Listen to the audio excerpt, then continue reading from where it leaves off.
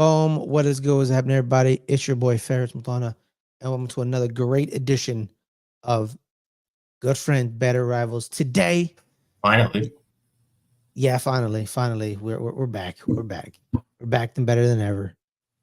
Some of us had some things to do, some graduations to attend, some degrees to obtain. not But now important. What? Wasn't important. Yeah, what? What do you mean it wasn't important? It was very You important. showed up. Huh? You showed up. Did you? Oh, what about the times you didn't show up and I never made fun of you? Those were important. Yeah, so these things were important to me. Not really, though. You know what's not important? Your hat. That's what's not important. In your That's face. very important. Your face ain't important. You know, it's whatever. It doesn't matter. Yo, what's up? What's up to Big Reg? Shout out to my boy Big Reg. Host of Big Boy Talk. Big Boy Talk. You know what it is. Boom, boom, boom. You know, and then shout out to Adelia. It's fine, Adelia. It's all right. It's all right. We forgive you. I blame Ferris anyways. Yeah, he blames me anyways. And personally, I blame Caleb for everything, in the world. Like, world hunger. It's Caleb's fault because he's taking all the tofu. I don't think that's what people are going to be eating. Yeah, that's true. Ain't no one trying to eat that damn tofu. But guys, I am with my co-host, my main man, my good friend, but he's a better rival, Caleb. Caleb, how are you? I'm good. I'm feeling a little like deja vu. Yeah. Or to get back into the exact episode that we already did. Yeah, it's fine. Don't tell nobody this, Caleb. Let's keep a veneer of stuff, but it's fine. Today, guys, we're gonna be ranking the offensive groups in the NFC East. It is OTR, it's OTAs and off season.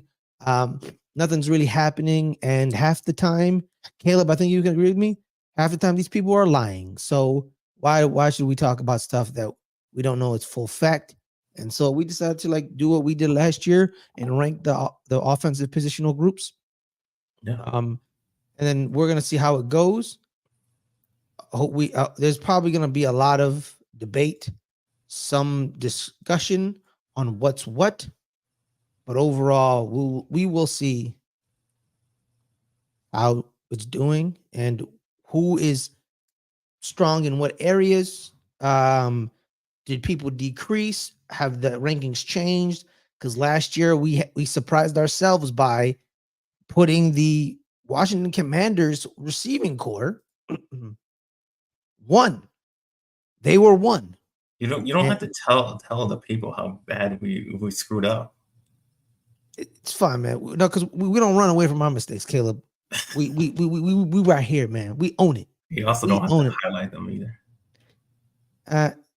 I see what you're talking about, but we ain't scared. We don't run. We don't run away from stuff. We do our thing, man. So thank you. But let's get right into it. The first positional group we should go with should be the most important group of the groups. It is none other than the person who touches the ball on every play, the position that determines success in games and championships. It is the quarterback position. And I'm pretty sure who 1 and 2 are going to be just depends on what version of 1 and 2 it is. So let's start with you, Caleb. Who is your 1 and 2? Yeah. Well, I try to take the bias side of this, even though it's hard to. Considering we're talking about our own teams and the other teams we're talking about are the teams that we really hate. Yep. But just looking back at what recently happened, we always take in football. What have you done for me lately? Well, what have you done for me lately? Dak had the better year. Dak was second at MVP voting. He had like second in yards. He had top 5 in touchdowns.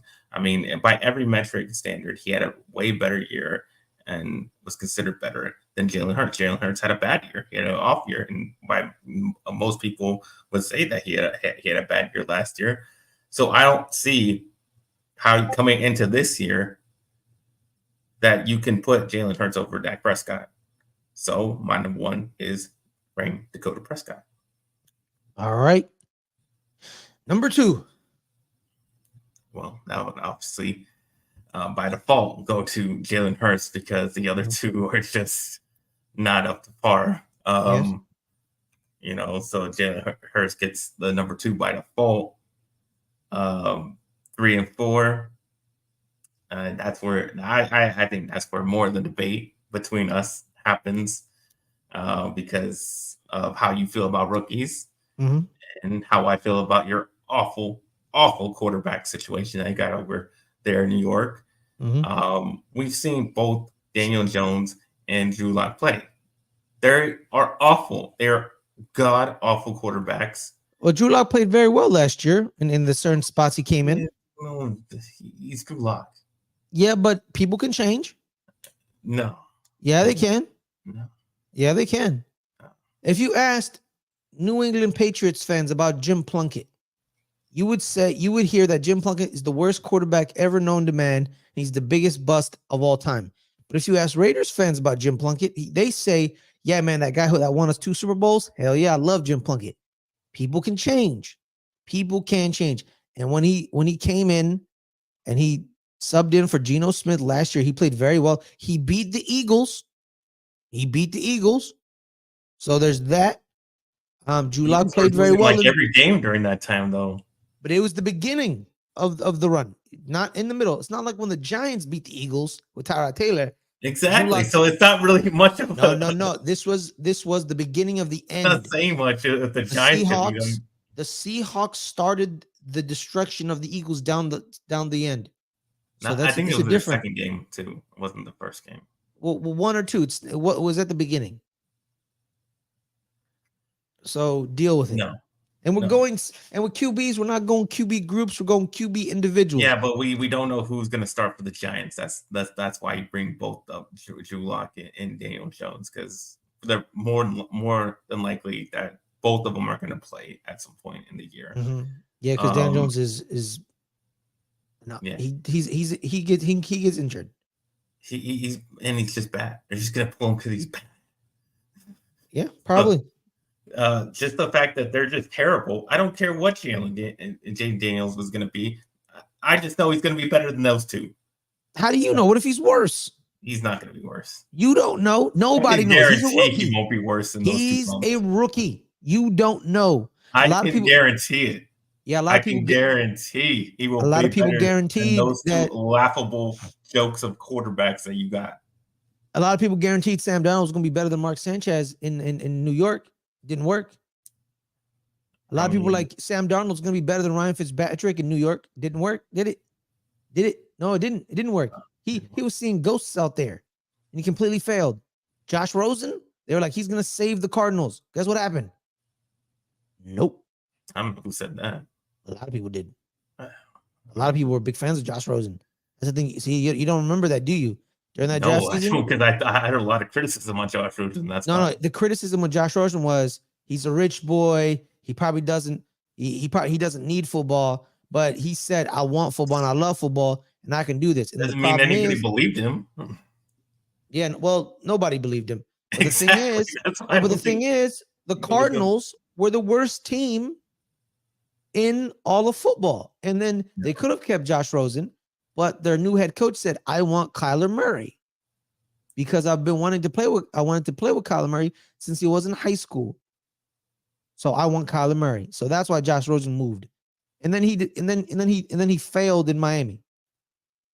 But it's yeah, I just don't think that. I don't believe that's going to happen with Jaden Daniels. Doesn't mean I think it's going to be great or even good. I just think he will be better than the Giants quarterbacks, and that's why he is at number 3, and Daniel Jones or Drew Lock is at 4. Well, I don't agree with that. My rule is this. Now it's my time for the list. I agree with 1 and 2. I agree. I don't put rookies above players who've played in the NFL ever. That makes no sense. One, I don't know why we do that. It makes no sense. They haven't played it. I'm not saying they're not. It makes sense when you can see another guy who's so bad that it doesn't matter what the other person does. But you're saying my projection is better than the actual evidence. And sometimes projections. No, exactly, because the actual evidence shows that he's not good. That's evidence. No, I'm but looking at. but there's evidence Daniel Jones had a good year. No, he didn't have a It was a good year. good year. It Stop was a saying he's fine never year. had a good year in his whole It was entire a fine year. He may have only had He- 15 touchdowns. It was a fine year. It This was wasn't not a good bad. year. It A wasn't 15 great. touchdown. It If Dak wasn't Prescott bad. threw 15 Hey, touchdowns, I he'd be let pretty you sure I let to you know 10. speak. I let you speak. All right, it's now my turn to speak. You watch yourself, okay? 2 years ago, he had a fine year. Not a great year, not a good year. He had a fine year. It wasn't a bad year either. It was a fine year. You would not say that about Dak Prescott. You would say he had an awful year if he threw 15 touchdowns. Yes, because of expectations, because he gets 30 touchdowns a game, a season. Why did it shift? A bad year is a bad year. A bad year for a bad quarterback. It's because we're talking about Dak. You said Dak Prescott, right? You bring up Dak Prescott. He's the number one quarterback in this division. If he threw 15 touchdowns this year, it's a bad year. A horrible year for him. Exactly. For him. For any quarterback. I would agree with that assessment, but we're talking about Daniel Jones here, who's had worse years than that. That's what I'm trying to tell you. 2 years ago was his best year because he's had worse years. That's what I'm telling you. And Daniel Jones is 3. The fact that he has worse years than a bad year just proves the fact that I'm right putting James Daniels over him. Well, I'm not gonna let my rule get overseeded. My rule is I don't put rookies over actual players who played in the NFL. It makes no sense. Because what if these rookies in the NFL? The NFL is the one sport that a lot of rookies don't pan out in. There's a lot of top rookies don't pan out, especially quarterbacks. So going Daniel Jones 4th because he's a rookie only. Next year when we do this, he could be 3, he could be 2, a snap, drag, or pop. He could be 1. We don't know. We'll find out this year. So that's my list. Dak, Hurts, Jones, Daniels. All right. Now let's move on to the backfield mate to the quarterback. Let's talk about the running back groups for each team. And I'm pretty sure we're going to go groups because each team has a stable of running backs. Literally, the entire division has a stable of running backs. I don't know what's worse. Ryan C says, I don't know what's worse. Daniel Jones or the Giants' 3rd jerseys. Either way, they're both bad. You know what? The 3rd jersey has some character. No, they don't. Those 2 jerseys look like clown suits. I mean, they're just awful. I'm thinking of buying one. No. What if I buy one? I do not need it. I will buy one and I'll be on air with it. All right. Awful. Yes. So I think this division has a lot of running back by committee. And we're going to start off with that. Let's go with you, Caleb, once again for running back groups. Starting off, let's go from bottom to up. Who is 4th? That was tough too. I think that's all. Whether you go start 1 or 2 or 4 and 5, I think it's really tough. Just considering, I mean, we just did nothing. We did nothing to improve our running back. We got worse in the running back category with the loss of Tony Pollard. We signed Zeke Elliott back to, and that's our main guy. I mean, that's our number 1 back. So obviously, I'm gonna have him either 3 or 4. The other option is the New York Giants because, again, similar situation. They lost their number 1 guy in Saquon Barkley.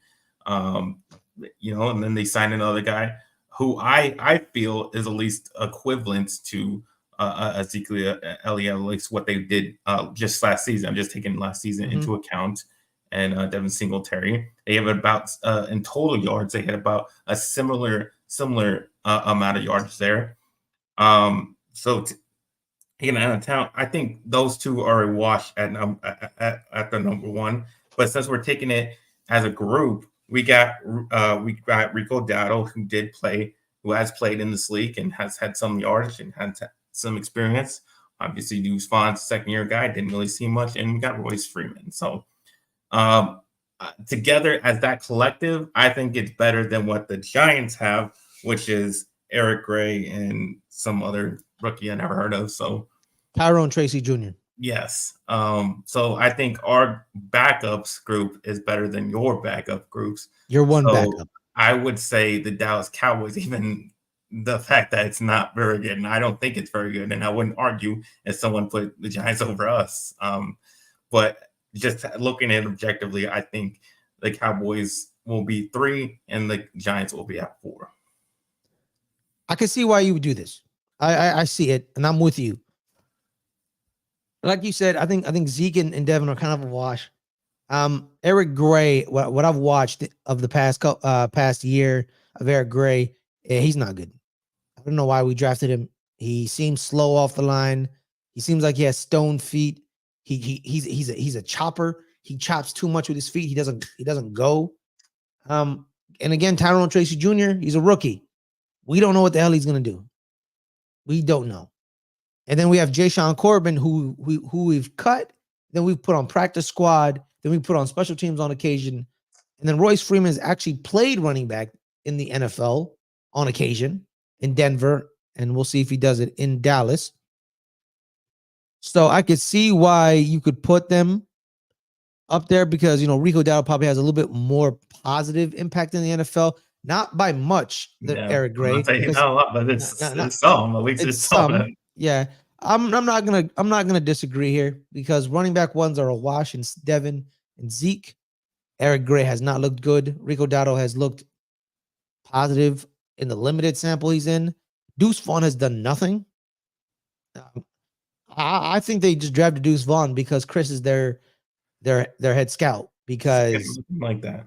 Huh? What's up? It's looking like that, but yeah, it's looking like that, ain't it? He had a good preseason. He just did nothing in the regular season. Yeah, so there's that. And Tyrone is a rookie. So, like I said, I'm gonna stick to my rule.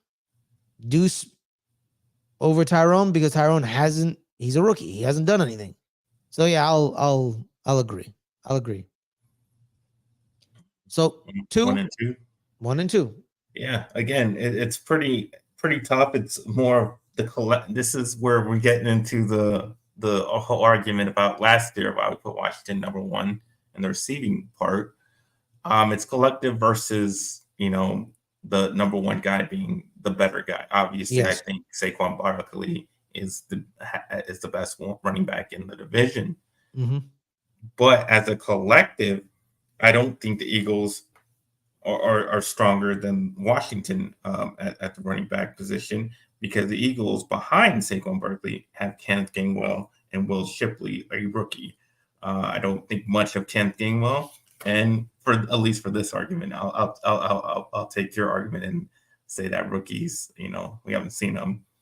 As far as using my argument, interesting.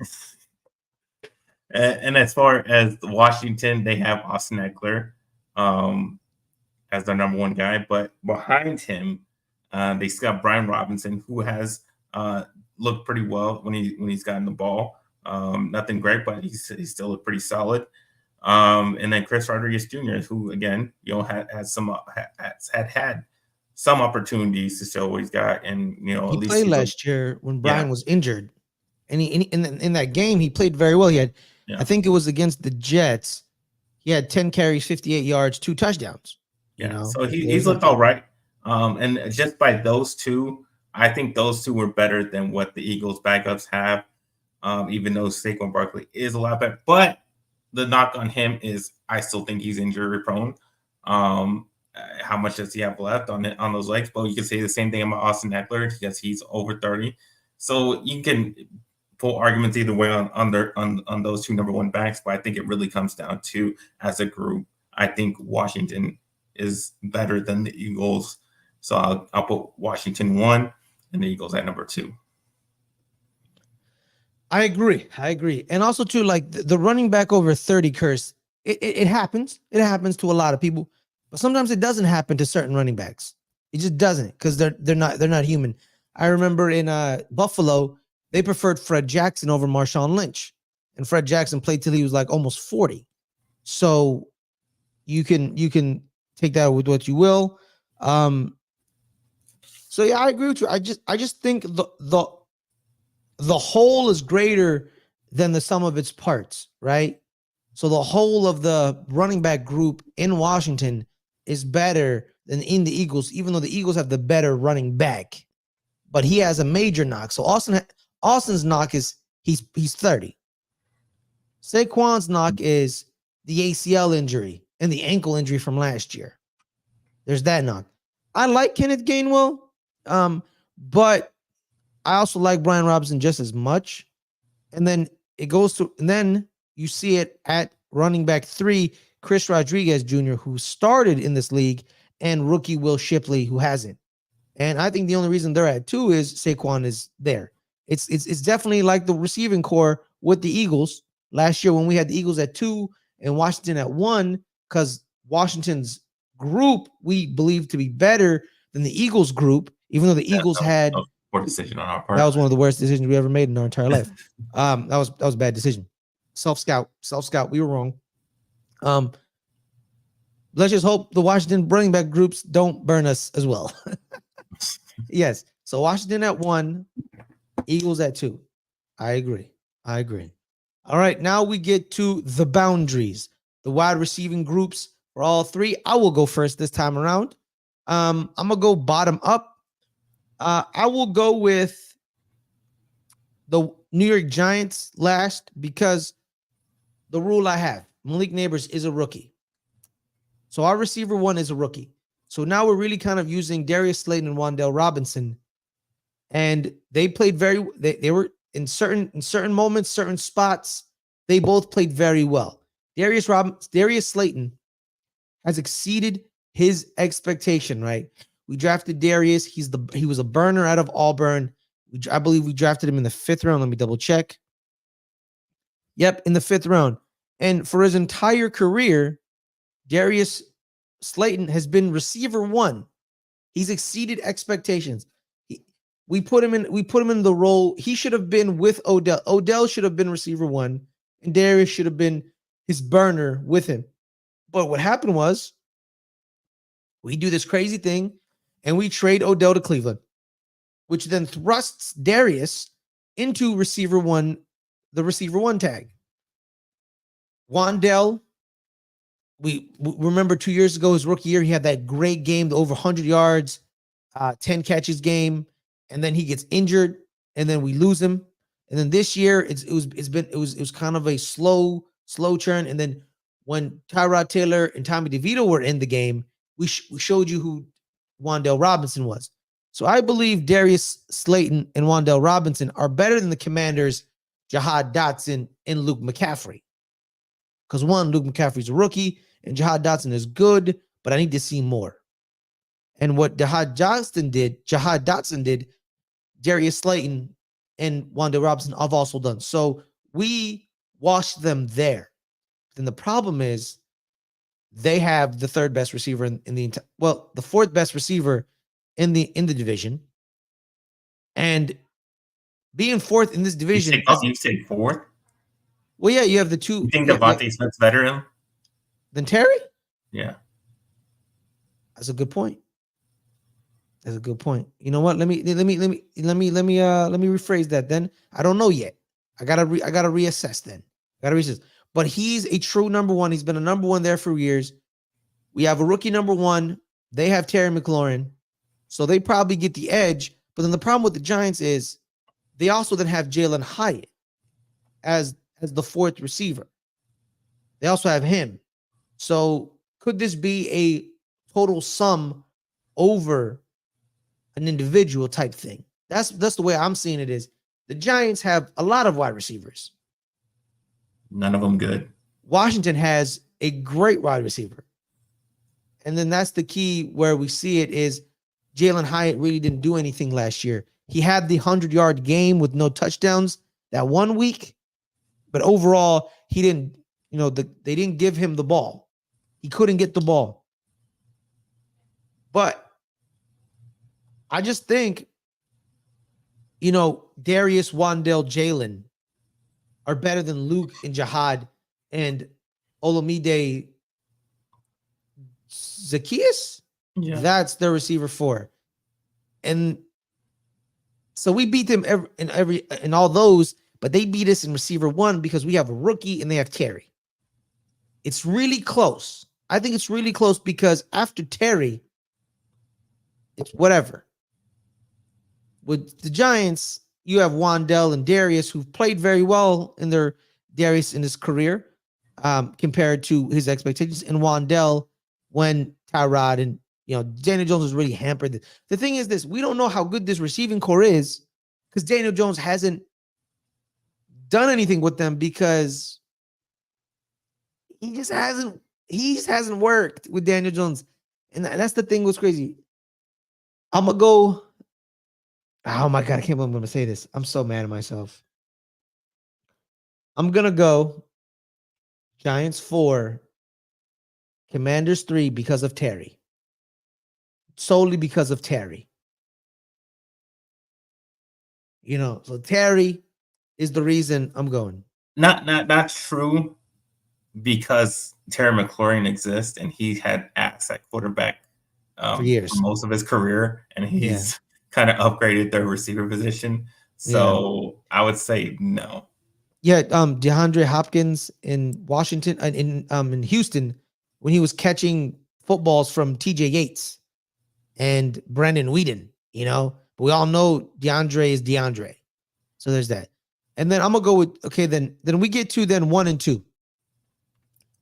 It's really a battle for receiver 3 with these two groups because Dallas has CeeDee Lamb, Philly has AJ Brown. Dallas has Brandon Cooks, Philly has Devontae Smith. And then in receiver 3, you have Paris Campbell, who with New York last year did nothing.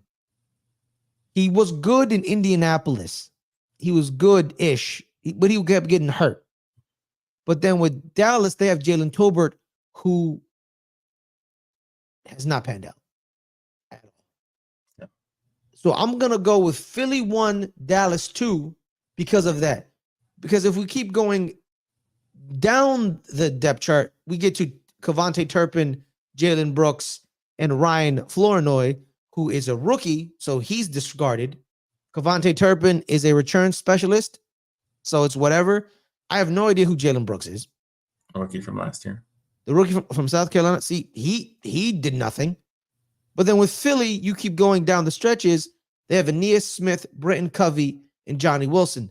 2 rookies, Walsh, and Brenton Covey, who's the return specialist. It's literally the same as you guys.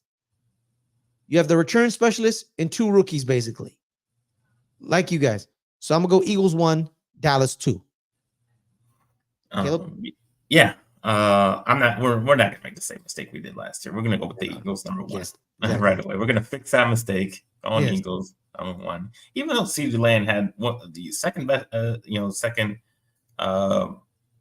best, best season of last year. Tyree, he was second in yardage. He was first in touchdowns. He had an amazing year. I mean, he was all pro. Yes.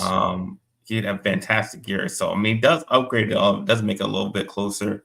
Yes. But at this point in Brandon Cooks' career, he is not a number 1. He is a number 2 receiver. Devontae Smith, I think, on another team could be a number 1. I think they have 2 number 1s playing for the Philadelphia Eagles, and that beats the Dallas Cowboys group just on that fact alone to me.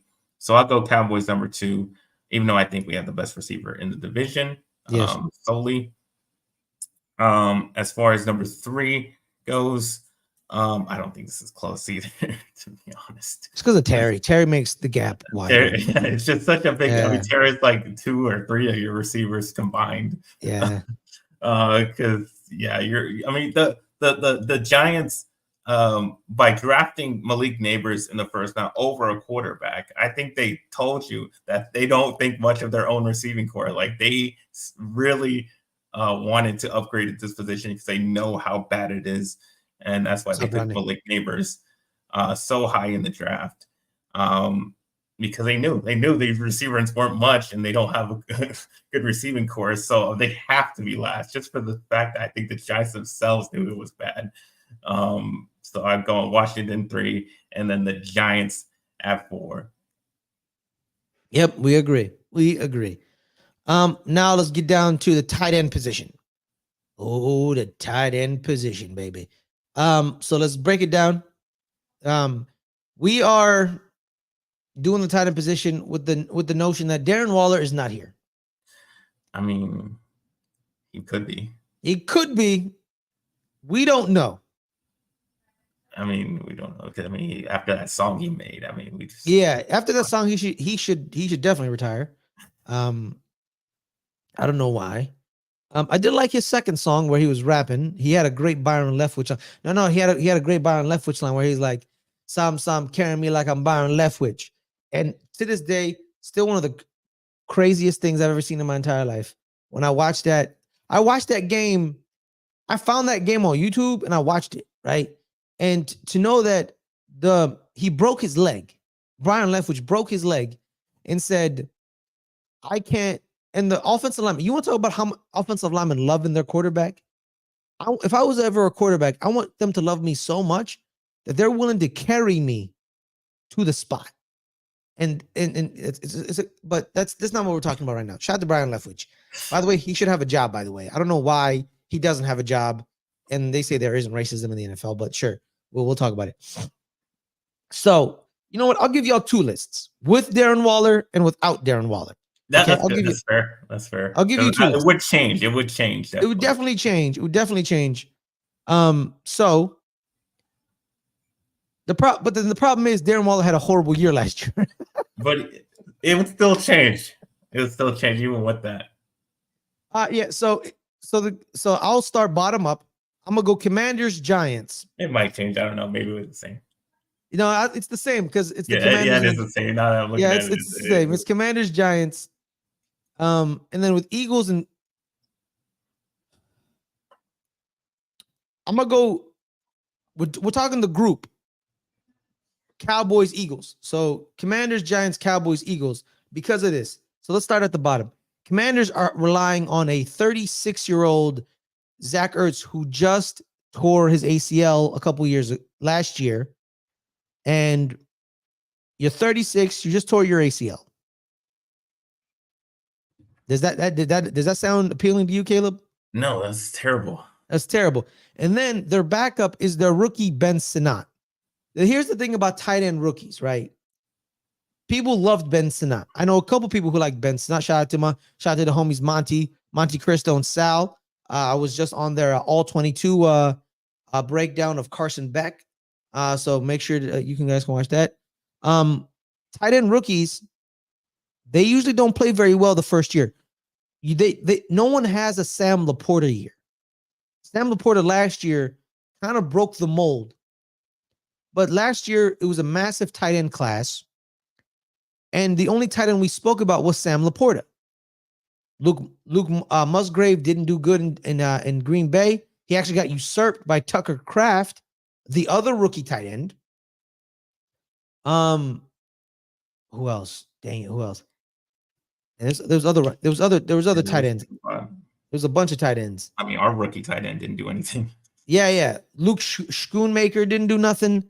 So we're relying on rookie tight ends to do something, and most of the time it takes them about a year because they're playing tight end, which they got to block and they got to receive. So it's a lot of information. So I'm gonna go with the New York Giants in both aspects. That if we have Darren Waller, and if we don't have Darren Waller, because we have Daniel Bellinger, and if people have been watching the show for long, I am a big fan of Daniel Bellinger. The year we made the playoffs, the reason I said to ourselves, the reason we've gone on this little losing streak that year is that we didn't have Daniel Bellinger because he was the overall all-around tight end we had. Because his rookie year, he was tight end 1. So he was tight end 1, and then he had the receiving tight end with him in Tanner Hudson and the tight end H-back in Chris Myrick, who played fullback H-back. So there's that. But then last year, the problem is, so we got Darren Waller, so we got rid of Tanner Hudson. So then we moved Daniel Bellinger to receive tight end 2. Then something else happened. Chris Myrick broke his wrist. So we only carried 2 tight ends all year. So that was the problem we had. And then when Darren Waller got hurt, we had 1 tight end, and we made Daniel Bellinger block the entire time. So I think Daniel Bellinger, you give him a couple more years, and Dak Prescott in 2 years. We all know how Dak Prescott likes his tight ends. Dak Prescott, you look good in another type of blue. Point that out. Daniel Bellinger could blossom. He blossomed his rookie year with Daniel Jones. And I think he blossomed with a better quarterback. So I'm going to go Commanders dead last because you have 36-year-old Torres ACL and Zach Ertz. Then you have a rookie in Ben Sinnott. And with the Giants, with Darren Waller, you have Darren Waller and Daniel Bellinger. I'm disregarding Theo Johnson because he's a rookie. Theo Johnson's a rookie. Could Theo Johnson be the best tight end on our team? Maybe. We'll see. But he's a rookie right now, so we'll disregard him. And then we float again. Let's say we take out Darren Waller. I still choose Daniel Bellinger over Zach Ertz. Like I said, 36-year-old, Torres ACL, and Ben Sinnott is a rookie. Theo Johnson's a rookie, so they're a wash. So Giants at 3, Commanders at 4. 2 and 1. I've been going back and forth about this. I've been getting a lot of new information. Cowboys have the best tight end in Jake Ferguson over Dallas Goedert. Philly has the best 2 tight ends over Dallas because Dallas's second tight end is Luke Schoonmaker and their third tight end is Peyton Hendershot. Peyton Hendershot and Jake Ferguson were fighting for tight end 1. Who won it? Jake Ferguson. Now Peyton Hendershot is tight end 3 and Luke Schoonmaker is tight end 2. They haven't done much at all. Nothing. Zero, zilch. And with the Eagles, they have Dallas Goedert, CJ Uzama, and Grant Calcaterra. CJ Uzama played in the Jets last year. Zach Wilson. He did nothing. He did nothing. Absolutely did nothing. He did nothing. So he did nothing. Luke Schoonmaker did nothing. Grant Calcaterra has been on this Eagles team for a couple of years now, and he hasn't moved from tight end 3. He's made some good plays on certain games, but he doesn't really do much, just like Payne Hendershot. So now, CJ Uzama hasn't done much in a year and a half. Grant Calcaterra hasn't really done much. And then in the Cowboys side, Luke Schoonmaker hasn't done anything. Peyton Hendershot hasn't done anything. So it's really just up which tight end's better, Jake or Dallas. And I'm going Jake, going Eagles 2, Cowboys 1. Yeah, I have it the same way. Jake Ferguson had the best season last year statistically. I mean, Dallas Goedert was hurt for some time during the season. So going forward, I think Jake Ferguson is still young, still going to have a bright future. So, yeah, I mean, I think they have similar situations behind them after the first tight end with 2 and 3. Not much going on for either one of those teams. So you just really got to base it off of the number 1 tight end. And with that said, I'll go with the Cowboys, Jake Ferguson as the number 1 in the position groups. And with the Eagles at 2, like I said, I might have even had an argument for if Darren Waller was there to put Giants at 2. But he didn't have a good year last year. He didn't have a good, but neither, like I said, neither did that. I mean, Dallas Cowboys was hurt for a lot of the year, so that's why I can say. And when Tyrod Taylor was in the game, Darren Waller actually played better. Yeah, so that's why I would have put as a collective more than just the one guy. I could make an argument. Daniel Bellinger, Daniel Bellinger does elevate them.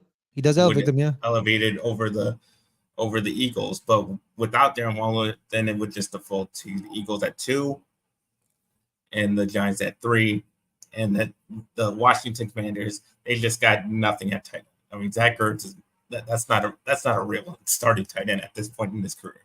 Yeah. And I think with Darren Waller, is like the problem is with Darren Waller, we have too many caveats for him, right? Oh, when Tyrod was in the game. So we can't just completely disregard when Daniel Jones was in the game, because you can for tight ends, you have to be their safety blanket. You the short routes, the intermediate routes. The problem is, Darren Waller had the hammy last year. Yeah, he was injured too as well. And that's why it's the Giants tight end group is really being propped up by Daniel Bellinger, basically. So Daniel Bellinger is the reason why it would be Giants at 2, Philly at 3 with Darren Waller. But even with Daniel Waller, him and Dallas both were hurt last year. But when Dallas came back, he played better than him. And with Darren Waller, you needed to have Tommy DeVito or Tyrod Taylor in, but you can't then disregard the Daniel Jones reps. You can't. So that's why I'm going to go with my list of Commanders 4, Giants 3, Philly 2, Cowboys 1. Because literally Philly and Dallas are the same tight end group. We clear number 1 tight end. Backups are all question marks. It's a bunch of question marks. CJ Uzama, Grant Calcaterra. The reason with Grant Calcaterra, the reason he's a question mark is he hasn't done anything. Like nothing. Like just big old nothing. CJ Uzama tore his ACL and then he played for the Jets. So he's done nothing in the past year and a half. Then you have Ben Sinnott. No, not Ben Sinnott. And then with Dallas, it's Luke Schoonmaker, who's the blocking tight end, who's sometimes wasn't even that good at blocking, And then you have Peyton Hendershot, who lost out on tight end 1 when they got rid of Dalton Schultz. And now he's tight end 3. So that's why. But now we move on to the men up front. Truly the most important positions on the field. Because if you do not have a good group of guys protecting your quarterback and creating running lanes, your offense will not do nothing. Caleb, last group, you have the honors. Well, even with Jason Kelce, retiring, the Eagles still got the best offensive line. They still have a lot of pieces there that, led them to the Super Bowl a couple years ago. The left tackle, both tackles, Trevor Milanta and what's his name? The cheating Lane Johnson? And cheating Lane Johnson. That might, I want to just put him last just because he cheats so goddamn much and he's always false start. So I would, it's insane. I would put him last, but I still got Landon Dickerson, Cam Jurgens, Tyler Steen. So as a collective, the Eagles still have the best offensive line in the division, and I will put them at number 1. At 2, Cowboys still have the future Hall of Famer in Zach Martin. They have Tyler Smith at a guard. Still very, very solid. He's been solid his whole career, his first couple of years. Whole career, man. He's only been in the league for 2 years. What do you mean whole career? Calm down with that whole career stuff. Well, that's his whole career. His whole career is 2 years. He's done very well. Whole career of a year and a half. His whole career. He's been very solid. And then at right tackle, we've had Terrence Steele, who didn't have a great year, but been really good. So we still got those 3 guys. The problem is we got 2 rookies at left tackle. We got the rookie at center, Cooper Beebe, who I think are going to be really good because Cowboys draft really good offensive linemen. So I'm just going to trust in the fact that they're going to be really good. And that's why I still think we have a pretty solid offensive line overall, better than what Washington and New York has. So I will put the Cowboys at number 2. And then the argument is between the bad offensive line of the Washington Commanders and the bad offensive line of the New York Giants. So you're just really arguing who is worse. And I'm going to say, because I think Washington did a better job of upgrading their offensive line. It's literally because you like Tyler Biotish. That's literally it. He's a Pro Bowl center. He was a Pro Bowl center. That's literally it. And the Giants signed 2 solid offensive linemen in the offseason as well, right? You know that. Hold on, let me see if John Runyon was a Pro Bowler.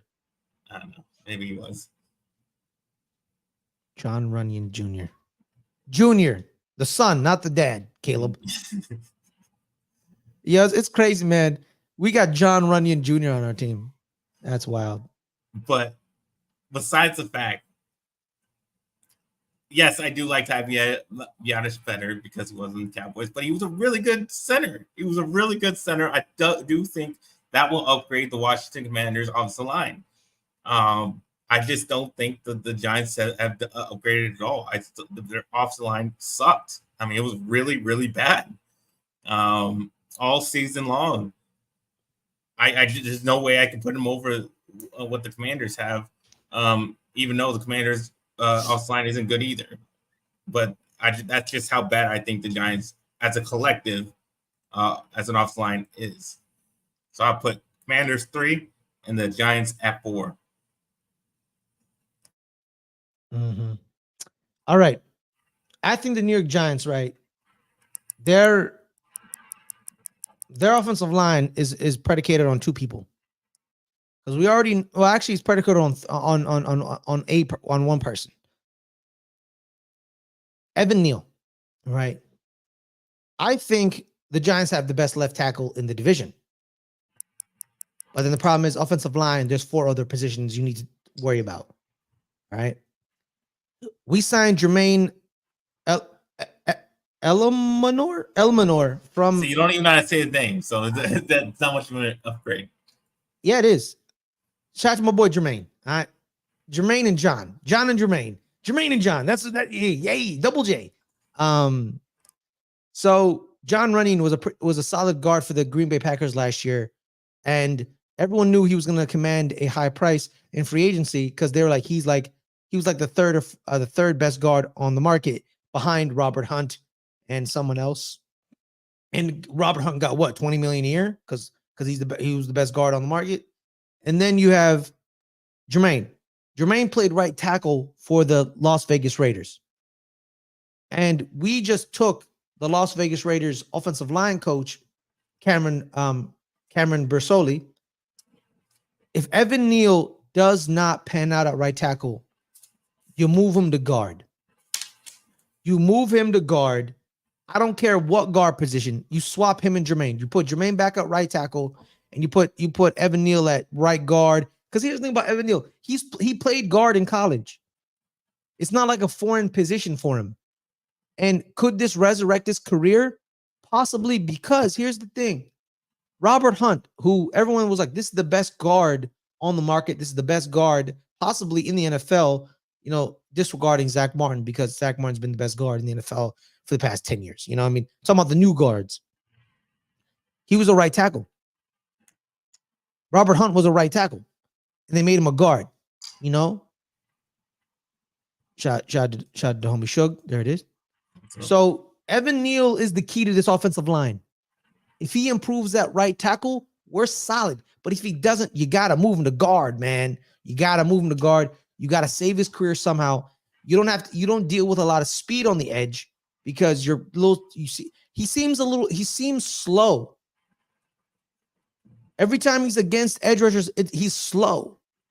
At guard, you deal with some fast defensive tackles, but they're not as fast as the edge rushers. And you can survive.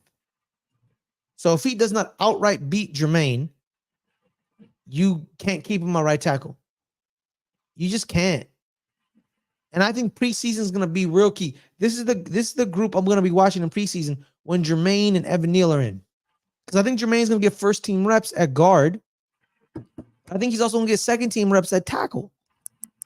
Because it's not looking good. And you know what, Caleb? Fine. I agree. Wait, you know what? I don't agree. Screw that. No, you agree. You agree. No, you just don't. You just don't want to. No, I don't agree. You know the truth. Because the truth. No, the truth is we have Andrew Thomas, and he's better than Tyler Biadasz. All right. Okay. So you got nobody else. The Commanders have nobody else. They got guys. Who? They got Sam Cosmi. Get out of here. The only reason you know Sam Cosmi is because he was a Texas Longhorn. He's better than anything the Giants have. You watch your mouth. No, he's not. He's better than everybody else besides Andrew Thomas. Time out, Caleb. That's how I know you didn't watch. You didn't watch the games. I did watch the games. No, you didn't. Played them twice. Yeah, and we beat the shit out of them twice. Well, let's always beat them. No, because also too, Caleb, you know why we beat the shit out of them twice? Our defensive line ate their offensive line up. We ate them up. We ate their them up. offensive line isn't good, but Their slightly better offensive than line. the Giants. Because they got Tyler Biadasz now. What the hell is Yes. Tyler Biadasz gonna do? He ain't gonna stop nobody. They still the He'll guards be are still the same. able to call out the protections, which upgrades it. It brings up the intelligence of that offensive line. And like I said, Sam Cosmi is still pretty good. You act like Sam Cosmi is garbage. Last year he was garbage. He was trash last year against the Giants. Apparently the shitty New York Giants. And your great Andrew Thomas was garbage against the Cowboys when we oh my God, that one game. Jones. That one game. Oh, that one game. Oh, you also got your ass. You got sacked like record-breaking sacks by Seattle too. All of them. Andrew Thomas didn't play that game. He was injured. He was hurt almost every game. Daniel Jones was getting his ass kicked from the right side. It was all the right side. From all sides. No, it was all the right side. It was the right side. He was looking back. You're too busy watching Cowboys games. See, I watch Cowboys and Giants games because I take this show seriously. All right, you don't watch Giants games. Admit it to me. Some of them, and they're terrible to watch. Yeah, the ones you watch. How do you expect me to watch that god awful football? Like, really? You got to be prepared for the show. But you think I like watching Cowboys games? You think I like watching this team that wins 12 games a year but always chokes away everything? You think I like watching this? Yes, because you know they're gonna choke. Exactly.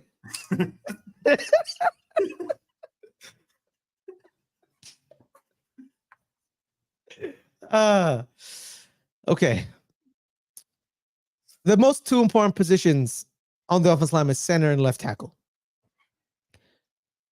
The Commanders have a left tackle in Brandon Coleman. I have no idea who he is. They have Tyler Biadasz at center. Our left tackle is definitely better than Brandon Coleman, but our center and John Michael Schmitz, he was a rookie last year, didn't play very well. The problem is there's also question marks around Jermaine and John if they elevate this offensive line. I want them to, but we'll see. Oh my God, it's close though. It's close. Come on, man, it's close. Stop bringing Sam Cosmi as because Sam Cosmi's not the tiebreaker here. Okay, he is a tiebreaker because he's not. But besides Andrew Thomas, you got nothing better than Sam Cosmi. I'm not going to lose out to this debate because of Sam Cosmi. Sam Cosmi was bad last year. He was bad, and he's still better than anything the rest of you got. What do you got? But Jermaine and John are better than Sam Cosmi. John Running's better than Sam Cosmi. No, they're not. Yeah, no, it is. John. Then you didn't watch Packers games. You didn't watch Packers games then, bro. He was good with the Packers. He was solid. He was solid. He's better than Sam Cosmi. John Runyon. I'm going Commanders than Giants. 4-3. Yeah, that's where I go. Then let's move on. Philly and Dallas. I agree. Philly's at 1. Dallas is at 2. Dallas is operating with 2 rookies. We'll see if they pan out. We're relying more on their track record for drafting rookie offensive linemen. They usually pan out for Dallas. But my thing is this always is that like people be like, oh man, we had Zach Martin and Tyron Smith. Well, yeah, Tyron Smith was left tackle 1 and Zach Martin was like right guard 1 in the draft. So you can't really fault that. But they found Tyler Smith and they realized aggressive tackle, better guard.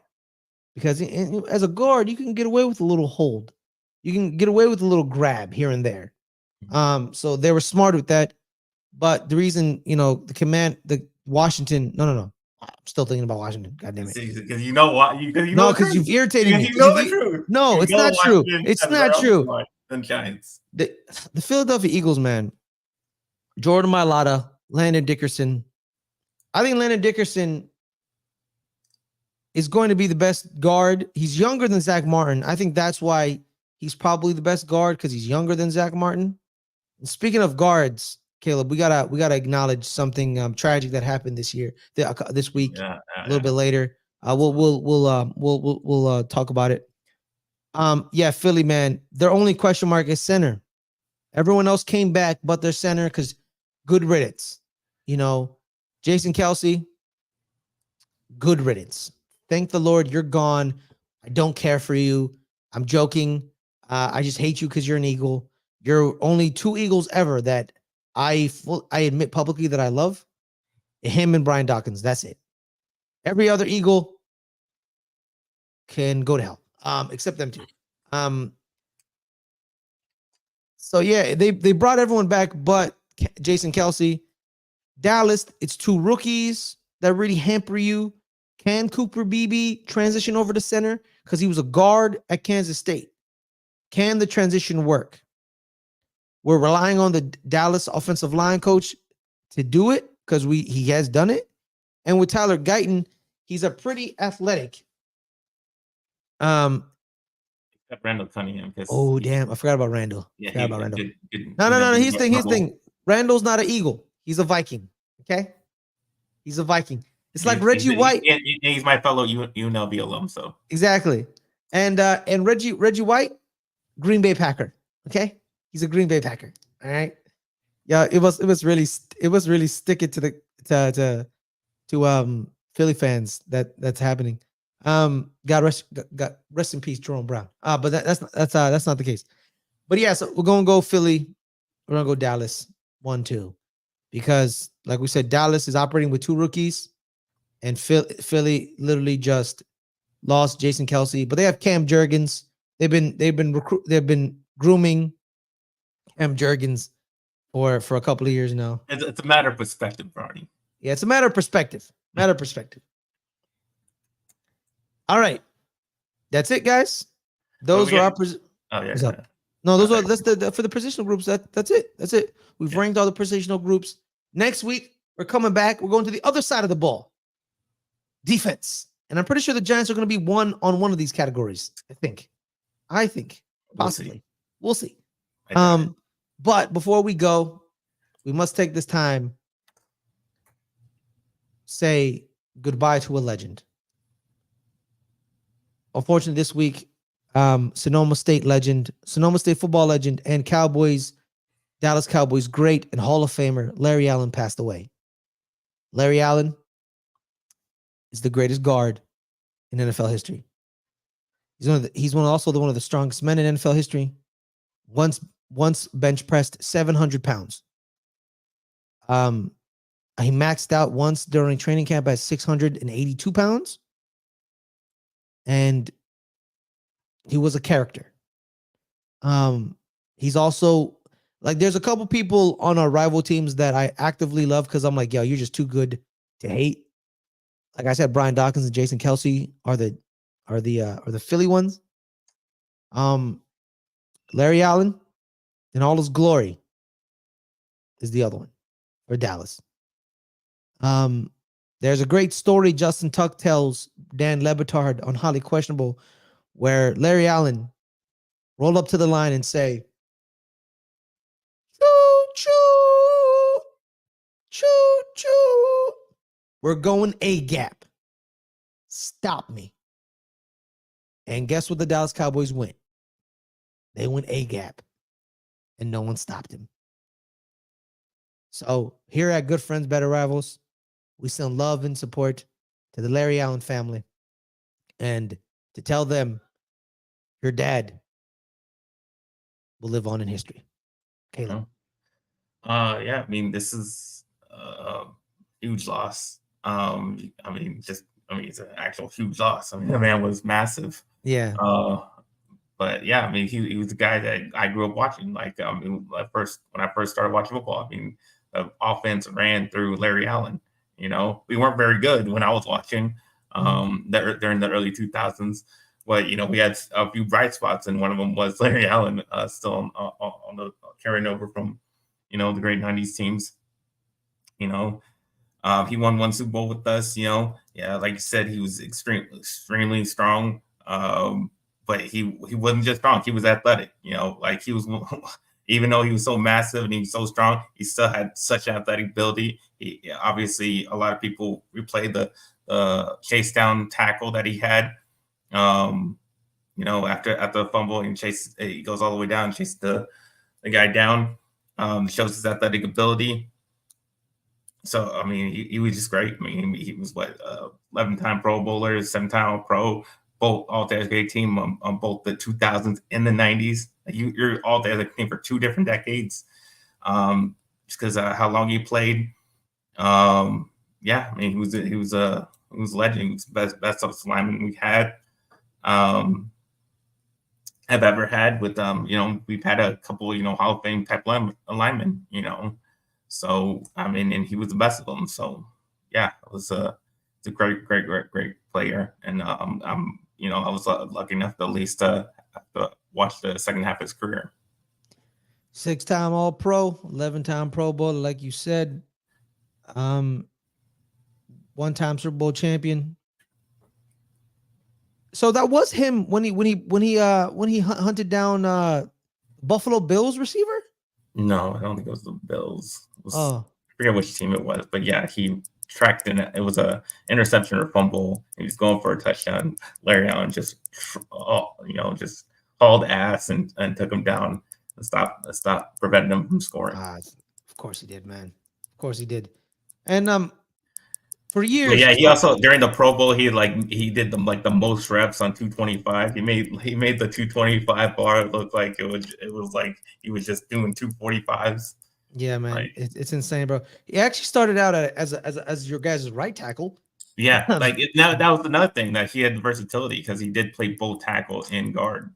Yeah, I believe so. 94 he played right tackle, then he played guard, and then in 98 he played left tackle. Yeah, and then he played left guard for the rest of his career. He was some he was something special, man. It was something special, man. And first team All Pros, man, 6 times. Those mean a lot. Those mean a lot because it means you're the best of the best. And what see thing, like people don't really know about offensive line play, and they don't really know what's a good offensive lineman. You look at him, you're like, that's what a great offensive lineman is. Right there. That is. Other offensive linemen, you don't know if they're great or not. Because it's with the system, zone or power, you don't know. But when you watch Larry Allen play offensive line, you're like, that's a great guard right there. That's a great guard. So here, thank you guys so much for joining us. I know we're ending on a more somber note, but it's a happy somber note because Larry Allen was one of one. There'll never be another. So everyone, thank you guys so much for joining us. Thank you guys so much for supporting us. We're coming back next week, 3:00. Same day, same time. It's your boy Faris Muthana. This is main man Caleb. We thank you and we appreciate you. And we'll see y'all next week. Peace.